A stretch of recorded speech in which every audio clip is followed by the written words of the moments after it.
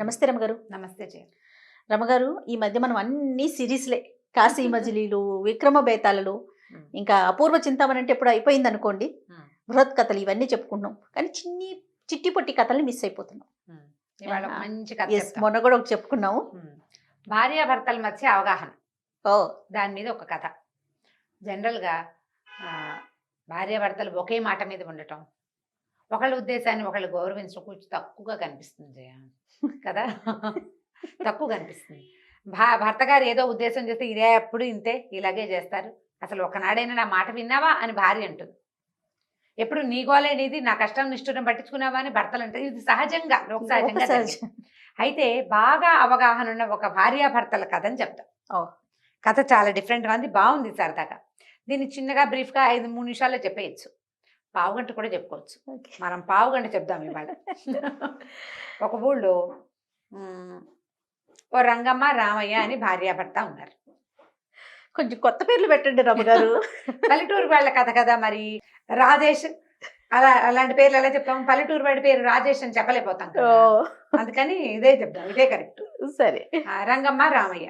అయితే ఏంటంటే వీళ్ళిద్దరూ చాలా అన్యోన్యంగా ఉండేవాళ్ళు.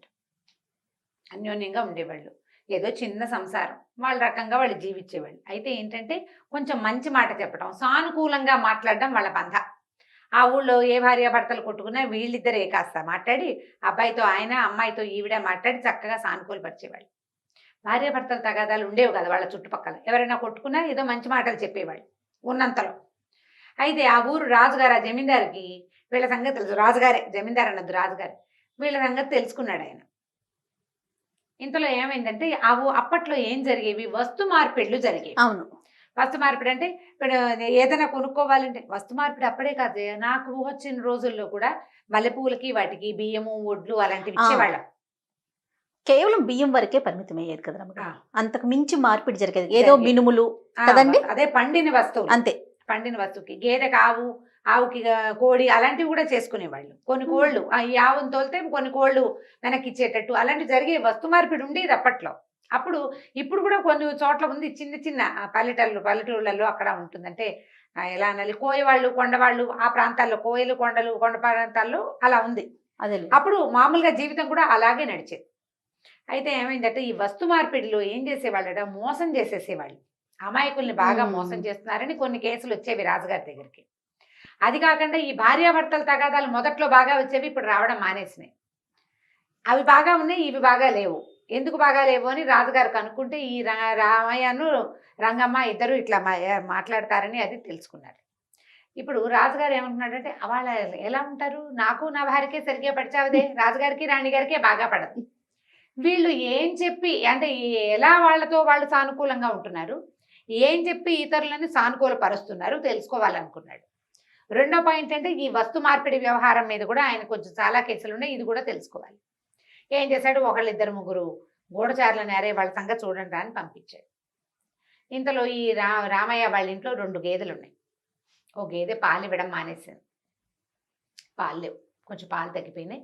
అయితే ఆవిడ ఏమందంటే, ఈ గేదె పట్టిపోయింది, దీనికి చాకరీ మిగులుతుంది, నువ్వేం చేస్తావంటే కొంచెం సంతకి తీసుకెళ్ళి ఏదో ఒక వస్తువుకి దీన్ని అమ్ముకురావాలి.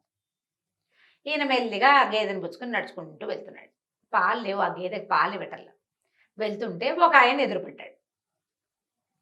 ఒక ఆయన ఎదురుపడి ఏమన్నాడు, ఏంటండి రామయ్య గారు పొద్దున్నే బయలుదేరారు, ఎండంతా నెత్తినేసుకుని వెళ్తున్నారు, ఏంటండి అన్నాడు. అనేసరికి ఆ గేదె పట్టిపోయిందయ్యా, నేను అమ్ముకురమ్మా వద్దామని బయలుదేరాను అనేసరికి అతను అన్నాడు, అదేంటండి ఇవాళ పట్టిపోతే రేపొద్దున మళ్ళీ చూడు కడితే మళ్ళీ దూడ పుట్టదా, పాలు ఇవ్వదా, దాందే ఉంది అని అన్నాడు. అనేసరికి ఏమోనయ్యా మావిడి చాకరీ చేయలేకపోతున్నాను, అమ్మాయి మంది, సరే ఆమె పని చేయాల్సింది ఆమె కదా, ఆమె ఉద్దేశం ప్రకారం చేయటానికి నేను ఇట్లా చేసి బయలుదేరాను అన్నాడు. అనేసరికి అతని దగ్గర ఒక గుర్రం ఉంది, ఆ వచ్చిన వాడి దగ్గర.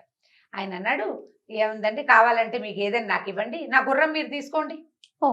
అనేసరికి ఈయన అనుకున్నాడు, ఓహో గుర్రమా, బాగానే ఉంది, చక్కగా దర్జాగా ఉంటుంది, వాకిట్లో గుర్రం కడితే అందరికీ అబ్బో వీళ్ళింట్లో గుర్రం ఉందని చెప్పుకుంటారు, పిల్లలు ఎక్కడికైనా వెళ్ళినప్పుడు ఎక్కి తిరగడానికి హాయిగా ఉంటుంది, సరదాగా ఉంటుంది, పోనీలే, గేదెని మాత్రం ఏం ముద్రిస్తుంది అని గేదెని ఇచ్చేసి గుర్రాన్ని తీసుకున్నాడు.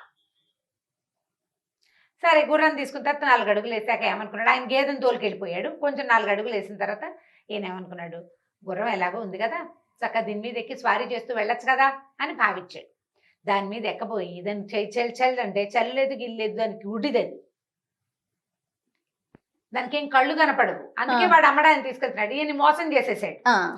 అయ్యో రామా ఇలా అయిందే, ఏం చేస్తాను రా అని ఆ గుడిగుర్రాన్ని తోలుకుంటూ మెల్లిగా బయలుదేరాడు. వెళ్ళేసరికల్లా ఏమైంది, ఒక ఆయన ఎవరో కనపడ్డాడు. కనపడి ఒక బక్క చిక్కిన ఆవుని తీసుకెళ్తున్నాడు. ఏంటండి అన్నాడు. ఏం చేయను ఆయన, గేదెని తీసుకెళ్తుంటే ఆయన ఎవరో గేదె బదులు గుర్రాన్ని అంటకట్టాడు, గుర్రమేమో గుడ్డిది చెప్పేసా అని చెప్పాడు. ఏం చేయను, సరే ఇంకా ఏం చేస్తాను, దీన్నైనా మార్చుకుందామని వెళ్తున్నాను అన్నాడు. వచ్చే ఆయన అన్నాడు, దానిదేముందండి, గుర్రం గుడ్డిదైతే మాత్రం కొంచెం అలవాటు చేస్తే అదే నడుస్తుంది. మా ఆవును చూడండి బక్క చిక్కిపోయింది, ఆహారం లేకపోతే అసలు ఎన్ని పాలు ఇచ్చేదోనండి, 6 మానికలు 6 సేర్ల పాలు ఇచ్చేసేది ఇది. అసలు దీని తల్లి, దీని పెదమ్మ, దీని తలుపు అమ్మమ్మ అన్నీ ఆవు పాలిచ్చే ఆవులేనండి. ఆహారం పెట్టలేకండి, మంచి గడ్డి గాదం ఇవ్వలేక మా ఊళ్ళలో గడ్డి తక్కువండి. మా గడ్డి గేదెలు పాలిచ్చే గడ్డి కానీ ఆవులు పాలిచ్చే గడ్డి కాదు. ఆ గడ్డి తింటే గేదెలు తేడాలు కూడా ఉంటాయండి. ఆ ఉంది ఆయన చెప్పాడు, మనం వినాలంతే. ఆ గడ్డి మా ఊళ్ళో ఉన్న గడ్డి బ్రహ్మాండమైన గడ్డి, అది గేదెలు తిన్నాయనుకో బాగా పాలిస్తాయి, ఆవులు తింటే పాలిపో, ఆవులకు సూట్ కాదు చూడండి అన్నాడు. అనేసరికల్లా అని ఏమన్నాడు, పోనీలే మీరేదో బాధపడుతున్నారు, ఆవును తీసుకుని ఆ గుర్రాన్ని నాకు ఇవ్వండి అనేసరికల్లా సరేననుకున్నాడు. సరే ఆవును తీసుకున్నాడు. ఆవును తీసి ఈయనేం ఆలోచించాడు, ఆవు ఎంచక్క, ఆవు చాలా మంచిది, ఇంటికి లక్ష్మి అంటారు, ఆవు పాలు ఆరోగ్యానికి మంచిది. ఏముంది, కాస్త గడ్డి కాదని పెడితే ఆవు పాలు ఇవ్వదు, చక్కగా పిల్లలు కూడా కళ్ళకి వాటికి మంచిది, ఆరోగ్యం బాగుపడుతుంది, ఆవు ఉంటే కళగా ఉంటుంది ఇంటికి. 4 ఆలోచించుకున్నాడు. రేపొద్దున ఆవు గనక గేదె 2 దూడలు పెట్టింది అనుకో, ఒకటి కోడి దూడ అయింది అనుకో, అందులో చక్కగా ఎద్దు వ్యవసాయానికి పనిచేస్తుంది, లేదా గిత్త వ్యవసాయానికి పనిచేస్తుంది, బండి కొనుక్కోవచ్చు. బోల్డ్ ఆలోచించుకున్నాడు. ఆవుకి పిల్లలు పుడితే కూడా, పైగా దీనికి మంచి పాలసారు ఉంది. పాలసారు అంటే చాలు, పాల చాలు ఉంది. వీళ్ళ అమ్మ, అమ్మమ్మ, పెద్దమ్మ అని బాగా పాలిచ్చేవే, ఇది మాత్రం ఇవ్వకపోతుందా, పోనీలే బాగానే ఉందని ఆవును తీసుకున్నాడు. సరే 4 అడుగులు వేసాక ఏమనుకున్నాడు, పాపం ఆవు దీనంగా ఉంది, బక్కగా ఉంది, ఓపిక లేదు, కాస్త 4 గడ్డి పరకలు పెరుకొచ్చి దీనికి పెడదామని ఏం చేశాడు, పక్కనున్న చేలో పోయి 4 అంత గడ్డి పీక్కొచ్చాడు. పీక్కొచ్చి సరదాగా దానికి పెట్టపోయాడు. తీరా చూస్తే తింటల ఆవు దీనంగా చూస్తుంది బడికేసి. ఎందుకు తింటలేదా అని దాన్ని నోరు తీసి చూస్తే ఆవుకు పళ్ళు లేవు. అందుకే అది తినక బక్క చిక్కిపోయింది. ఏం చేయాలి మరి, ఇప్పుడు ఈ ఆవును మార్చుకోవాలి. మళ్ళీ నడుస్తున్నాడు. నడుస్తుంటే ఒకడు మంచి బలిసి అంత ఉంది మేక, ఆ మేకను పుచ్చుకొని నడుస్తూ కనిపించాడు. అప్పటికే ఈయన కొంచెం విసుగ్గా ఉంది. ఇప్పుడు 3 మార్పిళ్ళు అయినాయి కదా. సరే ఏమైంది, ఏమిటండి ఆవును పుచ్చుకుని బయలుదేరారు, ఏమిటి అది మాట్లాడుకున్నారు. ముందు గేదెని తెచ్చారు, గేదె కాస్త గుర్రమైంది, గుర్రం కాస్త ఆవైంది, ఆవుకేమో పళ్ళు లేవు అనేసరికల్లా పళ్ళు లేకపోతే బాగా కుడితి పెడితే సరిపోతుందండి, నాకు చూడండి కావాలంటే నా మేకను తీసుకుని మీ ఆవును నాకు ఇవ్వండి అన్నాడు. అనేసరికి మేక బాగానే ఉంది. ఈయన ఏమనుకున్నాడు, ఓహో మేకపాలు చాలా మంచి ఔషధ గుణాలు ఉన్నాయి మేకకి, మేకపాలకి మేకపాలు కొన్ని అనారోగ్యాలు ఇస్తారు. అవి ఆవు బక్కచిక్కిపోయింది, దీనికి ఎంత పెట్టి పోషిస్తే మాత్రం రేపొద్దున పిల్లది ఎలా ఏం పుడతాయో ఏం పుట్టవో, మేక మంచిది, మేకపాలు ఆరోగ్యానికి మంచిది. వాకిట్లో కట్టేస్తుంది. ఆవునైతే తీసుకెళ్లి తిప్పుకురావాలి, మేకేముంది దాని దారిని పోయి శుభ్రంగా అవి ఇవి తినొస్తుంది, దాన్ని ఏం తోలక్కర్లా గీలక్కర్లా కట్టేయక్కర్లా, ఇల్లు అలవాటైతే వచ్చి వాకిట్లో కూర్చుంటుంది, పాలు పిండుకుని తాగితే పిల్లలకు ఆరోగ్యం. బాగానే ఉందనుకున్నాడు. ఆ మేకను పుచ్చుకున్నాడు. అప్పటికి ఎండెక్కింది. ఆ మేకను పుచ్చుకొని ముందుకెళ్తున్నాడు. పుచ్చుకునేసరికల్లా ఏమైంది, ఇంతలో ఒకడు మంచి కోడి పుంజును పుచ్చుకెళ్తున్నాడు. వాడు వెంటబడి, అయ్యా ఈ మేకతోటి ఏం చేస్తారండి, మేకతోటి ఏం చేస్తారండి అని అడుగుతున్నాడు. కోసుకు తింటాను రా, ఏం చేస్తాం అన్నాడు విసుగ్గా. మేకను ఏం చేస్తారు, అదే కదా అల్టిమేట్గా జరిగేది. అది సరికల్లా అయ్యో కోసుకు తినేటట్టు మేకను ఎందుకంటే చూడండి బ్రహ్మాండమైన కోడిపుంజు, మేక ఏం చేస్తుందండి పిచ్చి మేక, కోడిపుంజు అయితే తెల్లారేసరికి లేపేస్తుంది, పైగా మన పుంజు జాతైన పుంజు, తెల్లారకుండా లేపేస్తుంది. ఎవరైనా వాళ్ళు దొంగలు వాళ్ళు వస్తే మనకు ముందే చెప్పేస్తుంది, అరిచి కేకలు పెడుతుంది, పొకరుగా అంటుంది కదా. రేపొద్దున కొంచెం బాగా తిండి పెట్టి పోషించారా, చక్కగా పురుగులు గిరుగులను బాగా తిన్నదా, మీ దొడ్డి వాకిలి మంచివైతే చక్కగా తిని రేపొద్దున కోళ్ల పందాలు వస్తాయి మన ఊళ్ళో, కోళ్ల పందాల్లో గెలిచి నీకు కొత్త కోడి మాంసాన్ని కూడా అందిస్తుంది, ఇది గెలుస్తుంది, అవతల జోడిపోతే ఆ మాంసం మనకే కదా అన్నాడు. అనేసరికల్లా ఈయనకి అప్పటికే చాలా విసుగ్గా ఉంది. సరేలే మేకని తీసుకుని కోడిని తీసుకున్నాడు. కోడిని తీసుకుని సరే ఏమనుకున్నాడు, బాగానే ఉంది, కోడిపుంజు చక్కగా వాకిట్లో ఉంటే ఆ పెట్టలు ఈ పెట్టలు వాకిట్లోకి తిరుగుతాయి. కోడిపుంజుని చోట పెట్టలు ఎలాగూ చేరతాయి కదా. పైగా తెల్లారేసరికి నిద్ర లేచేందుకు మంచి సాధనం. పిల్లలు కూడా పొద్దున్నే లేవడం నేర్చుకుంటారు. మా ఆవిడ కూడా పనికి సాయంగా ఉంటుంది. పొద్దున్నే లేచేస్తే పని సాయం కదా అని అనుకున్నాడు. అనుకుని ఏం చేశాడు, చక్కగా దగ్గర కూర్చుని ఒక చెట్టు కింద కూర్చున్నాడు. ఈ కోడిని దగ్గర కూర్చుని ప్రేమగా దాన్ని నిమురుతుంటే దాన్ని కూయో మొర్రో అంటుంది. ఏమిట్రా తీరా చూస్తే అది వారం క్రితమో ఎప్పుడో కోళ్ల పందెంలోనే ఉంది. లోపలన్నీ కత్తిగాట్లే దాని ఒంటి నిండా అన్ని గాయాలే, వాసన వస్తుంది. అయ్యో అనుకున్నాడు. అయ్యో ఇదేమిటి ఇలా అయింది. ఇంతలో ఒక ఆయన వచ్చాడు ఆ దారి వెంబడి. ఏమిటో ఈ కోడిని కోసుకోవడానికి తీసుకెళ్తున్నావా అన్నాడు. ఎప్పటికీ ఈయనకి విసుగొచ్చేసింది రామయ్యకి. అవునండి అన్నాడు. ఎంతకిస్తావు ఎంతకిస్తావు ఎంతకిస్తావు ఏమిస్తావు ఏమిస్తావు అంటే ₹1 ఇచ్చి తీసుకోమన్నాడు. ఆయన ₹1 ఇచ్చి కోడిని తీసుకుపోయాడు. అప్పటికి మిట్ట మధ్య మండిపోతుంది. పొద్దున అంత గంజి తాగొచ్చాడు. ఏదో 2 గంటల్లో అయిపోతుంది. ఇన్ని గంటలు పట్టింది, తిరుగుతూనే ఉన్నాడు. ఏమీ పని అవ్వల. ఏమనుకున్నాడు, ఇంకా ఆకలిస్తోంది, నా వల్ల కాదని అనుకుని అక్కడ ఒక పూటకోళ్ళమ్మ జంగిడి పెట్టుకుని ఉంటుంది. ఆ ₹1 ఇచ్చి ఫుడ్ అన్నం తీసుకున్నాడు. పప్పు కూర కాస్తంత పాయసం ఓ చారు గిన్నె ఇచ్చింది. అవి పుచ్చుకుని బయటకు వచ్చేసరికల్లా ఒక ముష్టివాడు ఎదురుపడ్డాడు. బాబు 3 రోజులైందండి అన్నం తిని, అసలే పుట్టెడు జ్వరము, ఏదో కషాయం వేరు మాత్రం ఏదో వేసుకున్నాను, కడుపులో కాలిపోతుంది, అన్నం పెట్టే దిక్కులేదు నాయన, బాబు ఒక ముద్ద అన్నం పెట్టబా అన్నాడు. నేను అనిపించింది, నేను శుభ్రంగా గంజి తాగా, ఇంటికి వెళ్తే బెల్లం ఏదో అన్నం పెడుతుంది, రోజు అన్నం తింటూనే ఉన్నాం, పగలే కదా అన్నం తినంది, ఒక పూట డొక్క మాడితే ఏమవుతుంది, పొట్టకి మంచిదే, పాపం వీడు అనారోగ్యంగా ఉన్నాడు, 3 రోజులైంది, అన్నం తిని మొహము కనపడుతోంది, మందు కూడా వేసుకున్నాను అంటున్నాడు. పోనీ లేని ఆకెత్తి వాడి చేతులు పెట్టాడు. వాడు కాస్త అన్నం తినేసాడు. ఈయన కాళ్ళు ఈడ్చుకుంటూ ఇల్లు చేరాడు. చీకటి పడింది. భార్య దూరం నుంచి చూసింది, గబగబా ఎదురొచ్చింది. ఏమయ్యా వచ్చావా, పగలల్లా తిరిగావు, ఎటా వచ్చావో, కాళ్ళు కడుక్కోరా, ఒక చెంబు నీళ్ళు పోసుకో అని మంచినీళ్ళు అందించింది. కాళ్ళు కడుక్కున్నాడు. సరే అటు ఇటు చూస్తే పిల్లలు పడుకున్నారు. అప్పటికే పడుకున్నాడు. వాళ్ళ పిల్లలు పడుకునేసరికల్లా సరే లోపలికి వచ్చాడు. ఏం చేసుకొచ్చావు అని అడిగేసరికల్లా సరే ఏమన్నాడు, కాదే ముందే వెళ్తుంటేను గుర్రం కనపడింది, గుర్రానికి మార్చాను అన్నాడు. పోనీలే మంచిదే, ఎంచక్కా వాకిట్లో కట్టేస్తే దర్జాగా ఉంటుంది, పిల్లలు తిరుగుతారని. శభాష్. పిల్లలు తిరుగుతారంటే సరే అక్కడి నుంచి ఆ గుర్రాన్ని ఒక ఆవుకి మార్చంటే, ఆవే ఎంచక్కగా ఆవు పాలైతే ఎంత మంచిదో, ఇంట్లో వాకిట్లో ఆవు ఉంటే చాలా మంచిది. లక్ష్మీదేవి ఉన్నట్లే. లక్ష్మీదేవి ఎంచక్క ఆవు పేడను పేడకల్లాపి చల్లుకోవచ్చు. ఆవు పేడ చాలా మంచిది, మన మొక్క మూడుకి వేసుకుంటే శుభ్రంగా పూతకాయ బాగా వస్తుందయ్యా, ఆవు అయితే మరీ మంచిదే.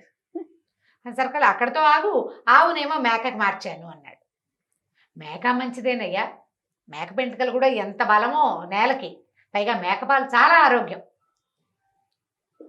చాలా అనేసరికి ఇంకెక్కడ మేక, ఆ మేకను తీసుకెళ్ళి ఏం చేశాను, కోడికి మార్చాను. కోడికి మార్చాబా అంది. సరే మరి కోడేది అంటే, కోడిని కూడా ఏం చేశాను, అన్నానికి మార్చేసుకున్నాను. కోడిని ₹1కి మార్చి అన్నం తిన్నాడు. పోనీలే కడుపు నిండా అన్నం తిన్నావు కదా, మధ్యాహ్నం వేళ అసలు ఈ పూట నీకేం పెట్టలేదు, పొద్దున్న గంజి తాగెళ్ళావు, ఎప్పటికి రాలేదు, అన్నమైనా తిన్నావో లేదో అని చాలా బెంగెట్టుకున్నానయ్యా, అన్నం తిన్నావు కదా పోనీలే అని. ఎక్కడ తిన్నాను అన్నం, ఎవరో ముష్టివాడు ఎదురొచ్చాడే, అక్కడి నుంచి పాపం వాడు 3 రోజులయ్యి అన్నం తినలేదుట, చాలా బాధేసింది, అందుకే ఇచ్చేసాను. పోనీలే నాయన మంచి పని చేసావంది వాళ్ళ ఆవిడ.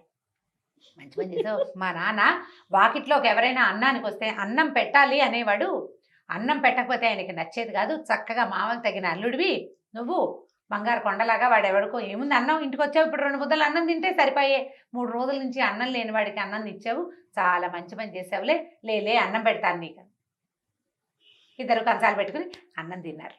భోజనాలు చేసేస్తే తెల్లవారు లేచి వాకిలి తలుపు తీసేసరికల్లా వాకిట్లో ఒక బ్రహ్మాండమైన పంచకళ్యాణి గుర్రం ఉందట. దాని పక్కన నున్నగా నిగనగలాడుతున్న ఒక కపిలగోవు, దాని పక్కన ఒక బాగా బలిసిన ఒక మేకపోతు, ఆ పక్కన చక్కగా బంగారపు రంగులో చక్కగా ఉన్న ఇంతెత్తునున్న ఒక కోడి, ఓ పళ్ళెంలో ఇన్ని వజ్రాలు, ₹1 పెట్టున్నాయి. ఆశ్చర్యపోయారు వాళ్ళు. అవన్నీ ఎలా వచ్చినాయో తెలియలే. చుట్టుపక్కల ఎవరిని అడిగినా మావి కాదన్నారు. ఎవరో తెచ్చి అక్కడ పెట్టారు. ఆ దేశపు రాజుగారే పెట్టారని వాళ్ళకి ఎప్పటికీ తెలియలే. వాళ్ళు ఆ గుర్రాన్ని వాడుకున్నారు, ఆ ఆవు పాలు తీసుకుని వాడుకున్నారు, ఆ మేకను ఉంచుకున్నారు, ఆ కోడి వాళ్ళ ఇంట్లోనే ఉంది, ఆ వజ్రాలు ఆ ₹1 వాళ్ళకి ఉపయోగపడాయి శాశ్వతంగా.